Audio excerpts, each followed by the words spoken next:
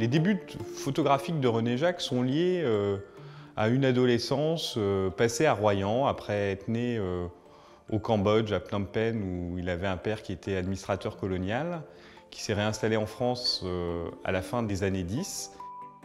Et quand il arrive à Paris, au lycée, c'est le moment où il débute dans la photographie. Bien qu'il se défende de lire quelques ouvrages de photographie ou revues, ses premières images vont quand même être très très proches de ce que sont les avant-gardes en photographie. Et par exemple, dans cette image, on peut retrouver toute la veine surréaliste de la photo des années 30 et un des motifs liés au hasard, la main qui lance les dés du destin.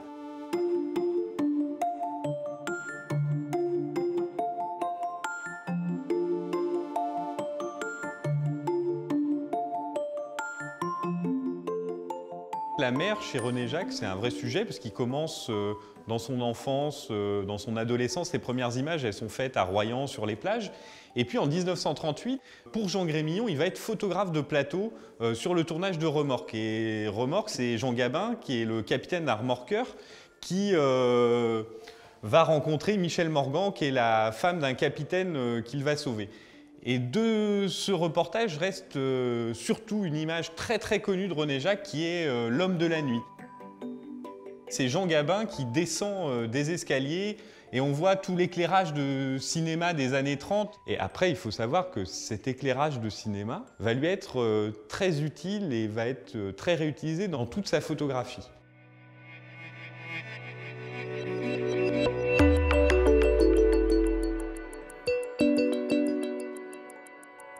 Paris, c'est un vrai sujet pour René Jacques. Il prend des photos des fêtes foraines, mais aussi de Paris la nuit, Montmartre la nuit, la place Pigalle.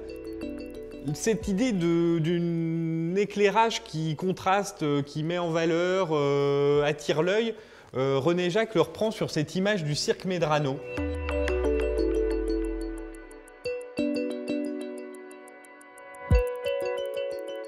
Et il va aussi rentrer dans les lieux qui font Paris.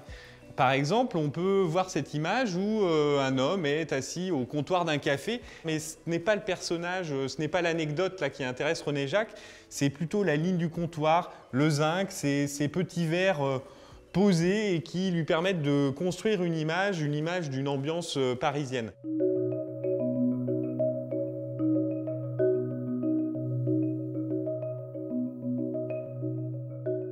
René Jacques travaille à la chambre, il pose son appareil sur un pied et va faire des vues d'architecture en recherchant des perspectives, en essayant d'avoir une image qui soit la plus parfaite possible et la mieux composée. C'est vraiment quelque chose de très précis, très retenu, très évident.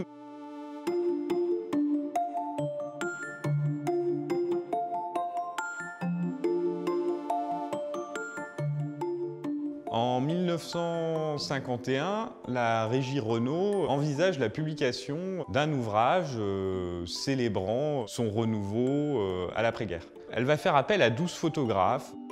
René Jacques trouve que 12 photographes dans la même usine, c'est très compliqué et donc il demande à Renault s'il peut aussi aller photographier les sites de production de Flins dans les Yvelines, d'Agodange en Moselle ou du Mans dans la Sarthe.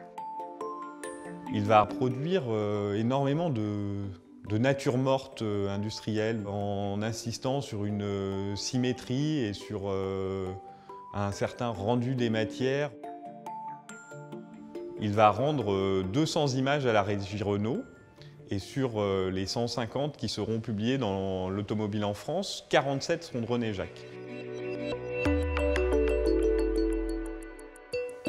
Alors dans cette dernière salle, c'est un travail que René Jacques fait d'après un texte publié par Henri de Monterland en 1922. Et ce texte, il parle du corps, du geste du sportif. Et quand il photographie pour illustrer les Olympiques, il s'intéresse aux parties du corps, à leur aspect plastique.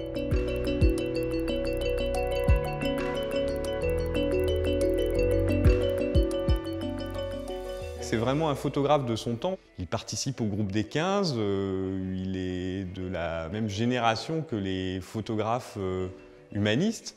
Mais lui, c'est un homme de retenue, à la recherche d'une image sans artifice. Et dans toutes ces images, voilà, c'est le décor qui importe plus que ce qui s'y passe, et c'est ce qui restera.